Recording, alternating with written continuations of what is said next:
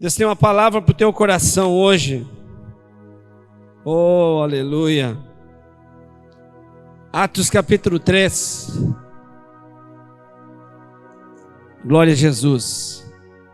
O milagre da Porta Formosa. Deus colocou essa palavra no meu coração. E tenho certeza que vai mexer com você hoje. Pedro e João subiam ao templo para a oração da hora nona. A palavra-chave nesse texto, nesse versículo, é oração. Pedro e João subiam ao templo. Era levado um homem coxo de nascença, o qual punham diariamente à porta do templo, chamada Formosa, para pedir esmola aos que entravam. Vendo ele a Pedro e João, que iam entrar no templo, implorava que lhe dessem uma esmola. Pedro, fitando, juntamente com João, disse: olha para nós. Ele os olhava atentamente, esperando receber alguma coisa. Pedro, porém, lhe disse: não possuo nem prata nem ouro, mas o que tenho, isso te dou. Em nome de Jesus Cristo, o Nazareno, anda. E tomando-o pela mão direita, o levantou. Imediatamente, os seus pés e tornozelos se firmaram. De um salto, se pôs em pé. Passou a andar e entrou com eles no templo, saltando e louvando a Deus. Viu todo o povo a andar e a louvar a Deus, e reconheceram ser ele o mesmo que esmolava, assentado à porta formosa do templo, e se encheram de admiração e assombro por isso que lhe acontecera. Apegando-se ele a Pedro e a João, todo o povo correu atônito para junto deles, no pórtico chamado de Salomão. À vista disso, Pedro se dirigiu ao povo, dizendo: israelitas, por que vos maravilhais disto? Ou por que fitais os olhos em nós, como se pelo nosso próprio poder ou piedade o tivéssemos feito andar? O Deus de Abraão, de Isaque e de Jacó, o Deus de nossos pais, glorificou a seu servo Jesus, a quem vos atraístes e negastes perante Pilatos, quando este havia decidido soltá-lo. Vós, porém, negaste o santo e o justo, e pediste que vos concedessem um homicida. De Sarte, matastes o autor da vida, a quem Deus ressuscitou dentre os mortos, de que nós somos testemunhas. Pela fé em nome de Jesus, é que esse mesmo nome fortaleceu esse homem, que agora vedes e reconheceis. Sim, a fé que vem por meio de Jesus, deu a este saúde perfeita na presença de todos vós. E agora, irmãos, eu sei que o fizestes por ignorância, como também as vossas autoridades. Mas Deus, assim, cumpriu o que dantes anunciara por boca de todos os profetas, que o seu Cristo havia de padecer. Eu gosto muito do livro de Atos. O livro de Atos, antigamente, antes de ser denominado Atos dos Apóstolos, ele chamava livro do Espírito Santo. Porque é justamente após os 4 evangelhos que ele foi colocado, porque ele fala justamente do início da caminhada da igreja na terra.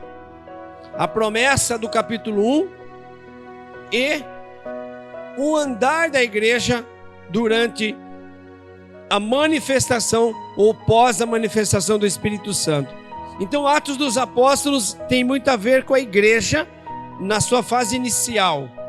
Depois de Atos vem as cartas paulinas e assim por diante. Então Atos para nós tem um peso muito forte de orientação de como a igreja dos nossos tempos e daqueles deve se conduzir na face da terra. Atos capítulo 1 fala da promessa. Atos capítulo 2 fala do acontecimento da promessa. No capítulo 1, Lucas que escreve Atos, diz assim: ficai em Jerusalém até que lá do alto sejais revestidos de poder.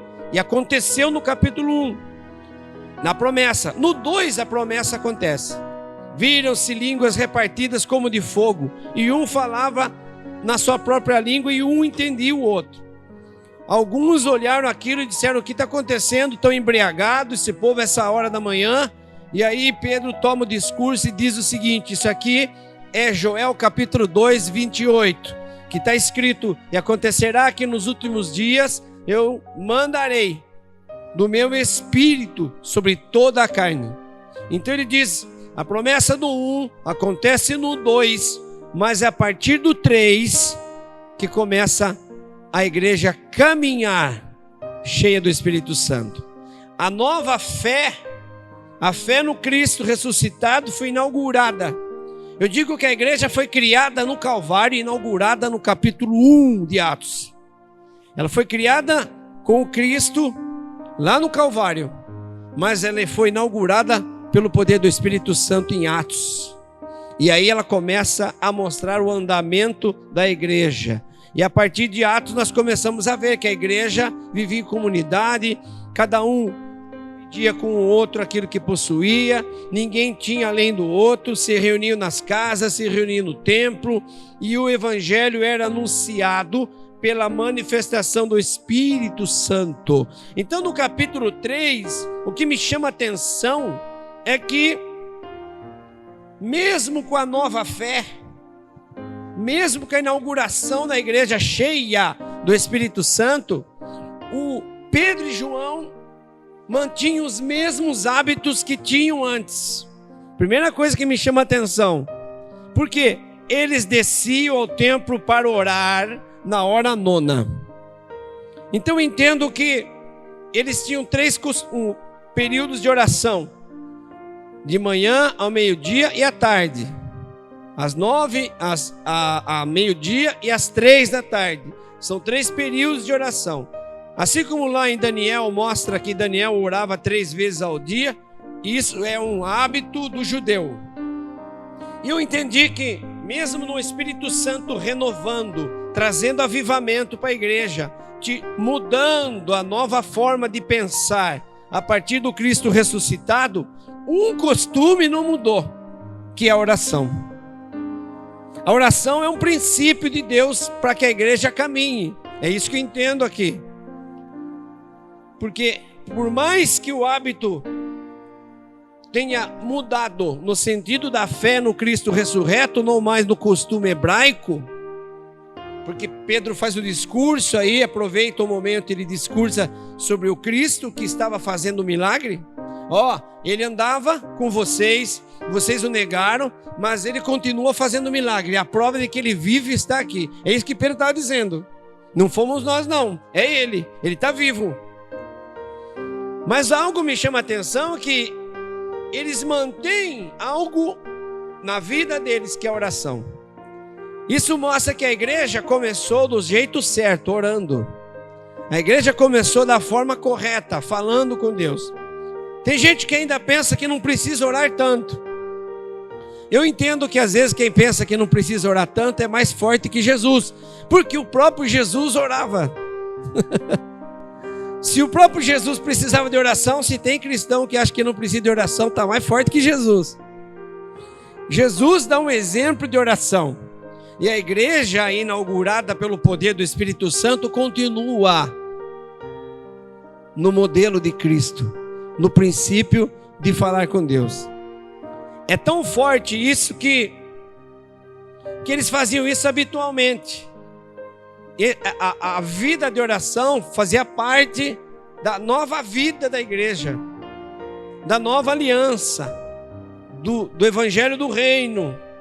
Uma vida baseada naquilo que Jesus Cristo tinha dado como princípio. Então, oração nas nossas vidas, o relacionamento com Deus, o falar com Deus, o ouvir Deus, é algo que tem que ser tido como um princípio, não como uma necessidade ou uma obrigação, muito menos ainda. É algo que é como se duas plantinhas num vaso diferente, você regar só uma, ou a outra vai morrer. Então a distinção entre você ter uma vida com Deus é aquele que tem uma vida de oração. Porque quando você declara que você precisa orar, você declara que de fato você está sob o controle e sob a ação do senhorio de Cristo sobre a sua vida. É um gesto de submissão. É um gesto de submeter a sua própria vontade à vontade daquele que é o Senhor das nossas vidas. Então a oração não é só para mim me encher. A oração é para quem é cheio do Espírito Santo. Porque quem acha que não precisa ser cheio do Espírito Santo é porque está cheio de si mesmo. E quem está cheio de si mesmo não pode dizer que vive uma vida cristã diretamente ligada ao nosso Deus. Porque Jesus se esvazia-se a si mesmo. E o gesto de se você se esvaziar a você mesmo significa se encher de Deus. E isso é o princípio da oração. Por isso que em Tessalonicenses, Paulo escreve na carta: orai sem cessar. E aí quebra algumas coisas. Porque orar sem cessar é eu ficar de joelho o tempo todo? Não. Orar sem cessar é um princípio de intimidade, de relacionamento com Deus. É um princípio de submissão. Eu ensinando aqui sobre a oração do Pai Nosso, eu disse isso. Quando pediram para que eles fossem ensinados a orar, Jesus fala: ensina o Pai Nosso. Jesus não ensina o Pai Nosso como modelo de oração. Jesus ensina o Pai Nosso como um estilo de vida. Venha o teu reino, seja feita a tua vontade, assim na terra como é no céu. É uma declaração de um estilo de vida.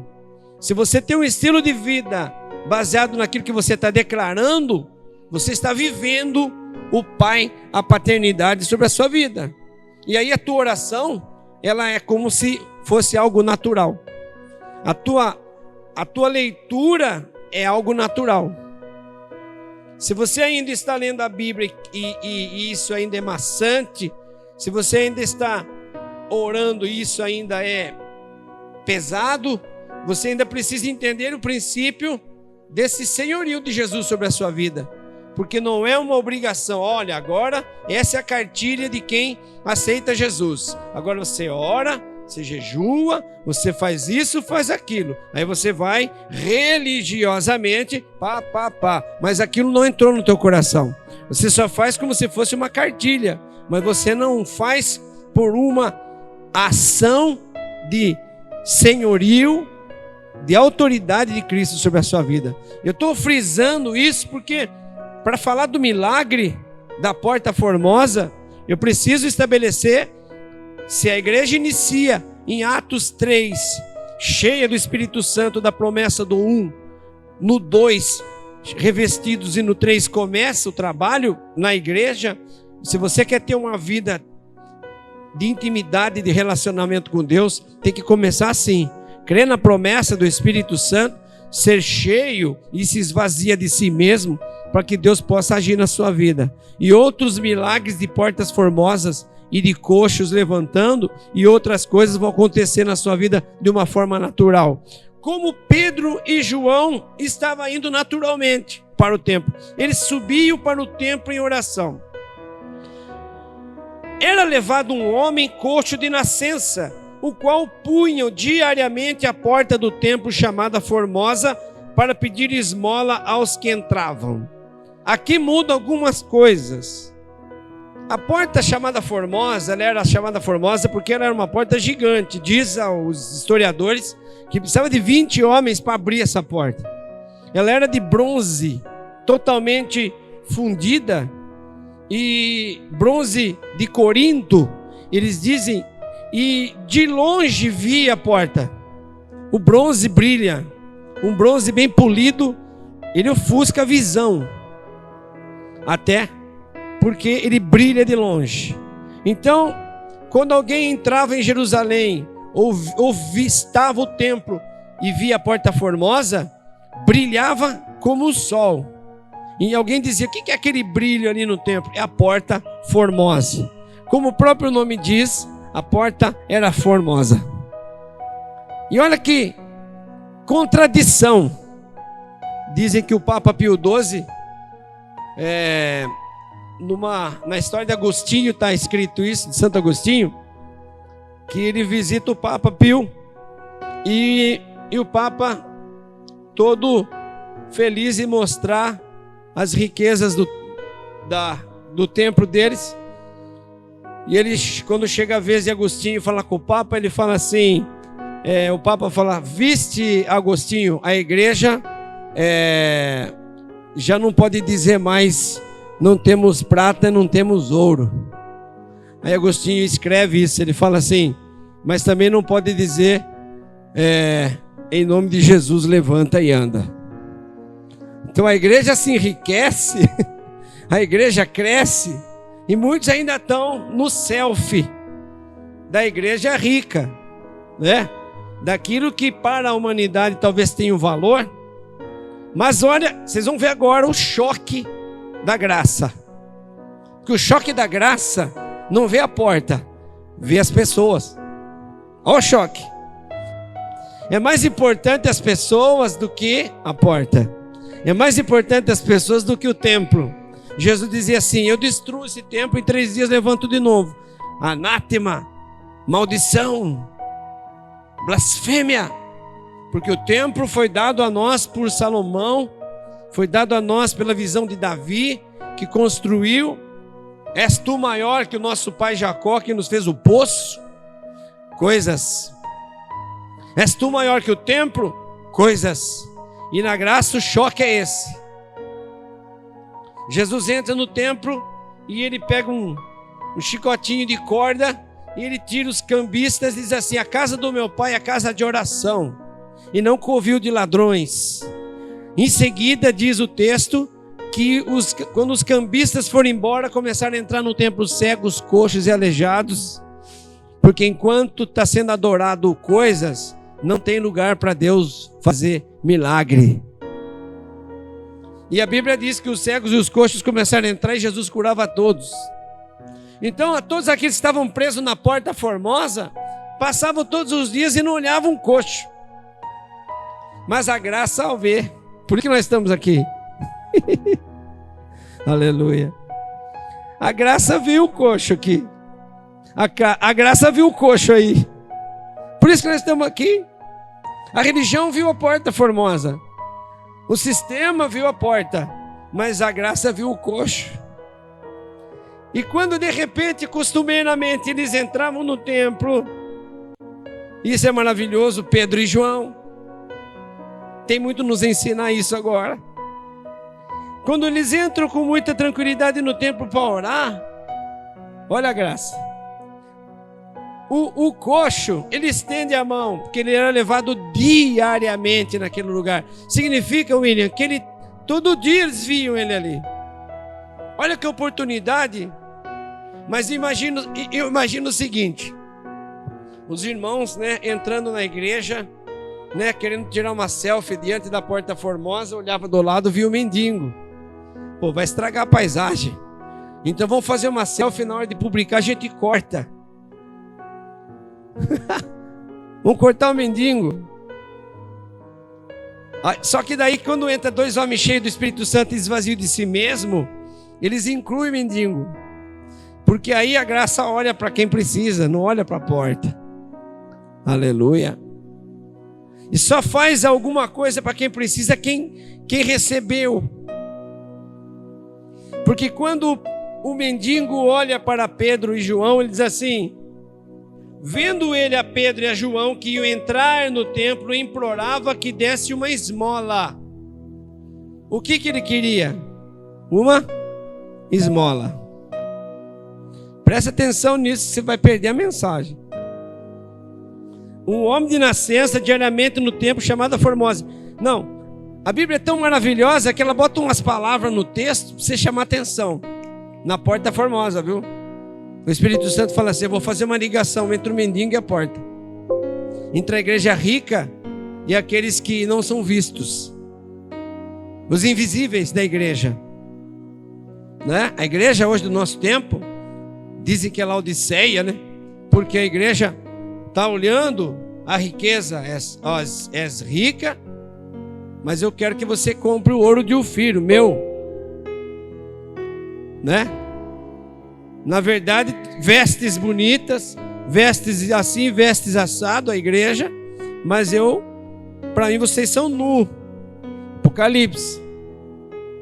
A igreja que não é quente nem fria, é morna, que não agrada o paladar de Deus, mas ela é bonita, ela é rica, ela é poderosa, mas há pessoas invisíveis para ela, como aquele homem estava diariamente ali invisível.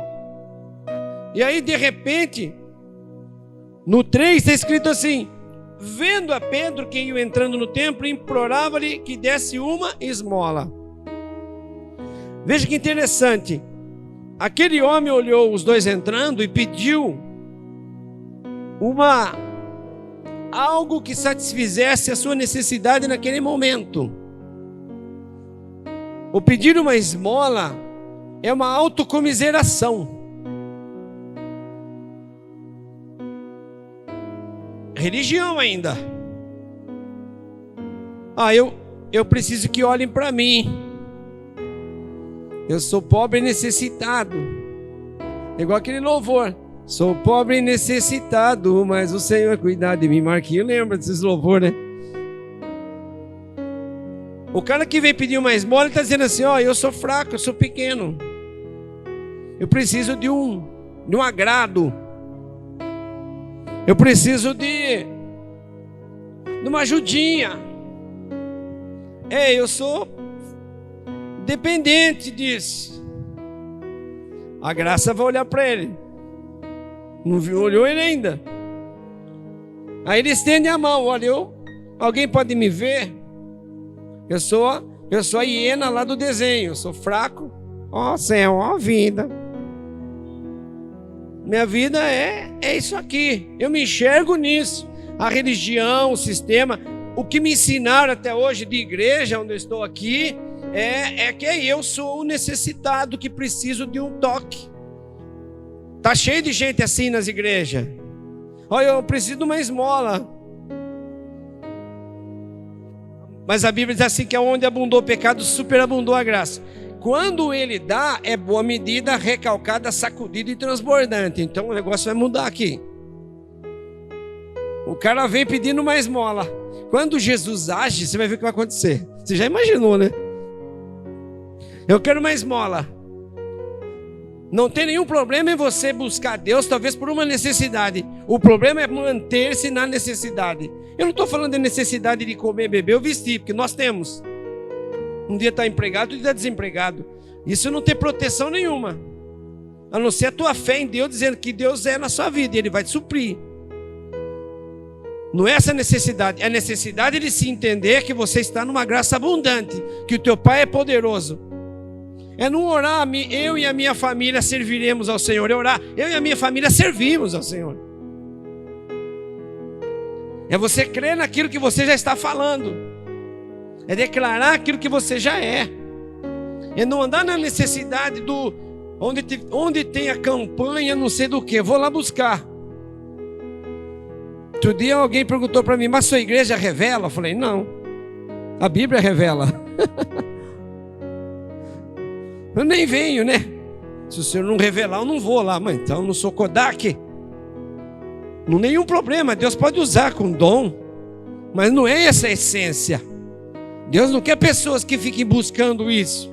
É o que Ele queria: me dá uma revelação, me dá uma esmola, que eu sou um necessitado. Olha o que vai acontecer com ele. Diariamente ele ia lá e ele dizia assim: olhou para ele e implorava uma esmola. Pedro agora você aprendeu outra coisa. Pedro fitando. Pedro olha para ele: Isso aqui é lindo. A Bíblia você tem que tomar cuidado quando você lê ela, porque as palavras que você talvez não imagina que sejam importantes são as mais importantes. E juntamente com João, igreja é juntamente. Pedro olha nele, mas quem estava junto? João. Quem tem o dom de curar? Pedro. Quem estava junto? João. João nunca foi de falar muito. Quem que era o cara que andou nas águas? Quem que era o cara que é o Senhor mesmo? Eu vou lançar a rede na sua palavra. Quem é o cara? Corta a orelha do soldado. Pedro. Pedro sempre foi atacadão, atirado. João. O que nos aprendemos aqui? Que igreja é assim. O meu ministério precisa do seu. Eu tenho a palavra, você tem o louvor. Eu tenho a cura, você tem o cuidado. Aleluia. Olha a graça ensinando. Mudou tudo. Você tem a oração, eu tenho a pregação. Mas nós temos que andar junto. Nós temos que entrar junto no templo. Ninguém é maior que o outro. Olha o texto. Eu fico apaixonado por essas coisas. Entre uma vírgula e a outra tem uma palavra: juntamente. Pronto, acabou. Pedrão e João. João quietão. Oh, aquele irmão lá é muito quieto. Acho que ele tem algum problema. Não, ele ora mais que você. Não é porque ele ora mais por quantidade. Ele entendeu a oração. Pronto. Esse irmão visita as pessoas, às vezes, quando elas estão enfermas. Pô, eu não vejo ele pregando, orando aqui. Eu não vejo ele muitas vezes, né? Mas esse irmão está lá. Oh, às vezes, se precisa de alguma coisa, o irmão sai da academia lá, fica com um pano, uma toalha no pescoço, um tênis no pé, todo suadão. Ainda tem que cantar uns 10 corinhos na casa da irmã lá, né? É isso aí. Quietão, na dele. É João. E na hora de eu entrar no templo, na hora do milagre, Deus usa os dois. Sem os dois não acontece nada. É o cara da mídia, é o cara do telão, é o cara do som. Mas esse cara não, sem ele não acontece nada. Pedro e João no templo, ó a graça, entrando no templo. Olha, agora que vocês vão ver, é fascinante o que vai acontecer agora. Olha isso. Quando Pedro diz assim, fitando o olho, junto com João, disse: olha para quem? Ah, não. Pedro, fitando juntamente com João, disse: olha para quem? Olha para quem? Para mim? Olha para mim? Não, olha para nós. Aleluia. Eu não sou mais importante que João, e João não é mais importante que eu. Eu não sou melhor que João, e João não é mais importante que eu. Não sou melhor. Olha para nós. Eu vou corrigir uma coisa aqui. Tem gente dizendo assim: irmão, tem que olhar para Jesus. Não, tem que olhar para nós. Jesus é a ponte entre nós e Deus. Nós somos a igreja, a ponte entre os homens e Jesus. Aí pesou. Jesus é a ponte entre nós e Deus. Entre o povo e Jesus é a igreja. Não olha para o pastor, não. Olha assim. Gideão falou assim para os seus soldados: ó, do jeito que eu fizer, vocês façam. Paulo olha para os seus e escreve na carta: seja meus imitadores, assim como eu sou de Cristo. Olha para mim. Talvez a igreja hoje não tenha essa moral. Fala: olha para mim. Tem gente que tem vergonha de convidar outras pessoas para vir para a sua igreja. Ah, não vou convidar porque lá, porque aqui, porque lá. Se você não consegue convidar alguém para ir na tua casa, por que você mora lá? Então a igreja é o tempo todo pessoas olhando para você. As pessoas, se dizem um testemunho aqui de alguém que veio no culto, uma pessoa que precisa tanto de Jesus. O cara falou assim: pastor, eu entendo que eu preciso de Jesus. E aí eu olhei para o Miller. Eu olhei para o Miller e falei: aonde ele for eu vou. O cara viu Jesus? Não, mas viu o Miller imitando Jesus. Olha cada detalhe. Eu vou falar do milagre só no fim, mas olha o detalhe. Olha para nós. E não é tipo, olha para mim, eu prego, ele não. Eu oro, ele não. Eu toco, ele não. Eu estou na mídia, eles não. Não, olha para nós. Inclua. Aleluia. É você comigo. Estamos juntos. Deus permitiu que agora a gente não se cumprimente mais assim. Fale, estamos juntos. E juntamente, olha para nós. Olha o versículo 5.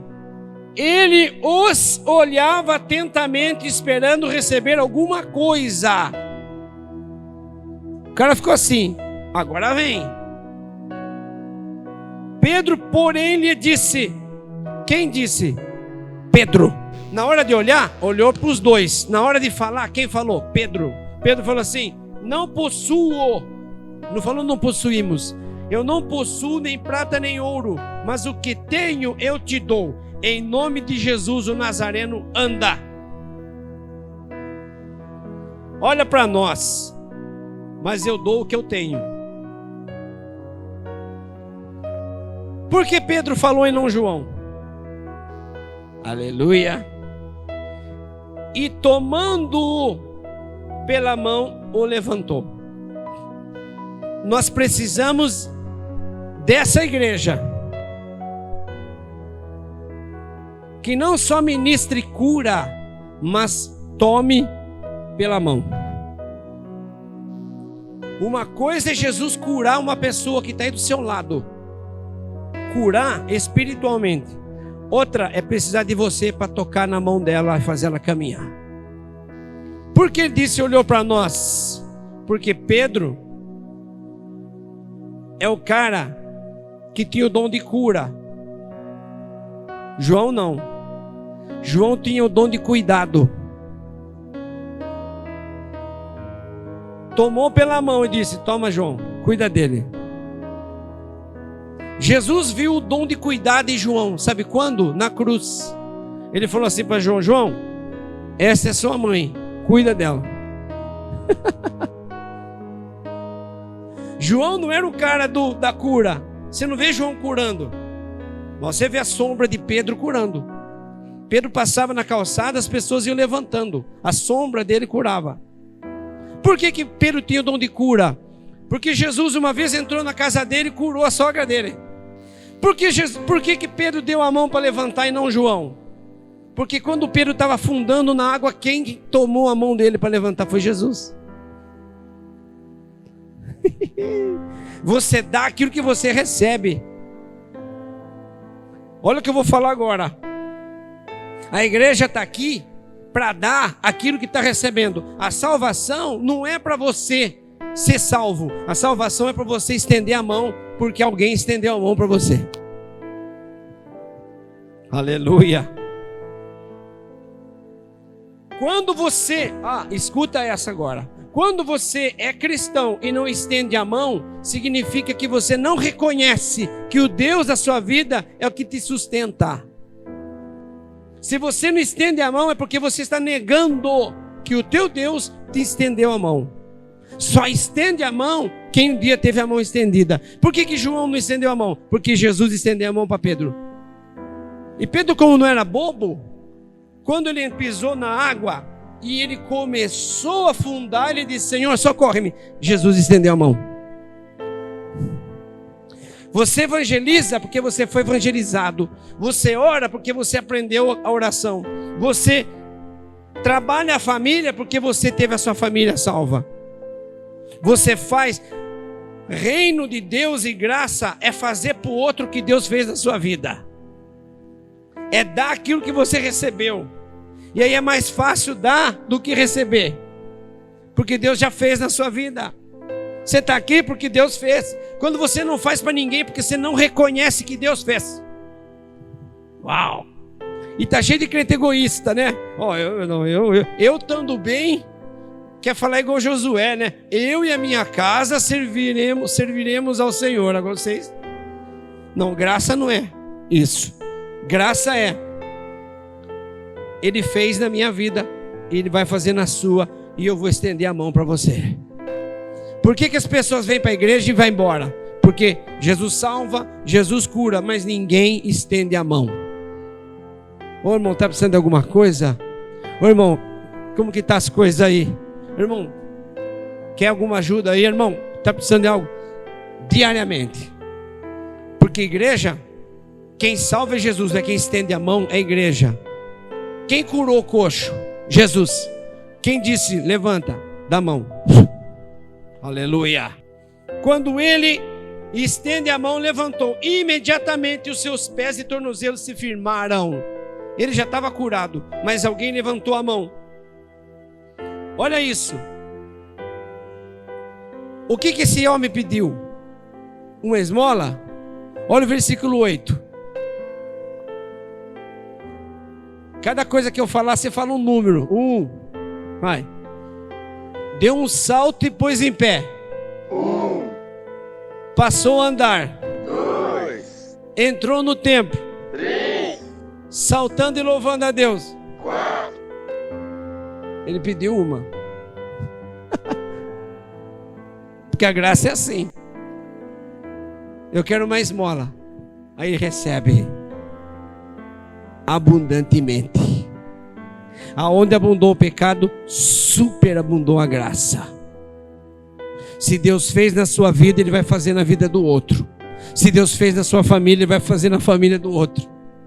Se Deus não fez na sua família, Ele não vai fazer na vida do outro. Aleluia. Porque só estende a mão quem tem. Só pode dizer quem fez. Olha isso. Eu fiquei apaixonado por isso. Tomando imediatamente, os seus pés se juntaram e deu um salto. Agora eu vou fechar com esse versículo 9. Olha isso. Eu estou falando da cura agora. Eu falei da igreja, falei de Pedro, agora eu falei da cura. O cara pediu esmola, recebeu pelo menos 4 coisas. Tem mais. Viu todo o povo andar e a louvar a Deus. Tem uns louvores que fala assim: quem te viu passar na prova e não te ajudou, quando vê você no palco vai se arrepender. Esqueça. Quando vê você no palco vai louvar Deus também. Tem gente que ora para... Não, eu não tenho maldade no coração, é que Deus vai castigar, vai. Reconheceram ser Ele o mesmo que esmolava. Aqueles que viam você antes, vai reconhecer você agora, diferente, assentando a porta formosa no templo. Pô, ele não era o cara que a turma cortava da selfie? Então, e agora? Olha lá. E se encheram do quê? De admiração e assombro. Por isso que lhe acontecerá. O que Deus faz na sua vida não é para passar na frente do outro e falar assim: olha o que Deus fez comigo. É para passar na frente do outro e falar assim: ó, Deus faz isso na sua vida também. Aleluia. No 11. Apegando-se ele a Pedro e a João, todo o povo correu atônito para junto deles no pórtico chamado de Salomão. Quando ele viu o milagre, ele entrou no templo glorificando. Todo o povo viu e falou: não era o cara que estava sentado lá, era ele. Aleluia, glória a Deus, o povo glorificou. De repente, o cara se apega a quem? Pedro e João, falando: não quero largar desses caras. Uau! Agora vocês vão ver o que vai acontecer. Quando ele se apega aos dois, os dois foram para um lugar chamado Pórtico de Salomão. E olha como Deus coloca algumas coisas na Bíblia para a gente adorar Ele cada dia mais. Pórtico de Salomão era feito de bronze, era feito de uma pedra forte, porque é o lugar mais alto do templo. Os discípulos tiraram ele da porta e levaram ele no lugar mais alto. Aleluia! Quem estava na porta agora foi no lugar mais alto. O cara estava no lugar mais alto junto dos discípulos e o povo olhando para cima. Aí Pedro falou: o que vocês estão olhando para nós? Eu não fiz nada. Sabe por quê? Quem ora não é santão. Quem ora é porque precisa. Reconhece. O irmão que ora é santão. Não, santão não ora. Aleluia. Ele fez a minha vida. Eu vim orar. Olha o que aconteceu na vida do outro. E o cara é levado lá em cima. Segue mais uma. O cara é levado lá em cima. À vista disso, Pedro se dirigiu ao povo dizendo: não fomos nós. Por que vos maravilhais disso que eu vos fitais os olhos em nós? Como se nós, pelo próprio poder e piedade, tivéssemos feito. Os caras não eram de oração? Mas então não era para falar: eu sou, aleluia, não era? Não. O cara falou assim: não, é Jesus. Quanto mais eu me aproximo de Deus, mais eu vejo a minha necessidade. Não fui eu não. Tá cheio de nego aí, campanha não sei do que. Um dia eu fui na campanha do raio-x de Deus. O cara olhava para você e via que você tinha. Jesus mesmo não apareceu. O Pedro olha e falou: opa, eu não. Eu sou igual vocês, eu preciso orar mesmo. É porque eu preciso. A minha mão aqui, qualquer hora, corta a orelha de outro. Eu preciso de orar. Eu preciso de Deus.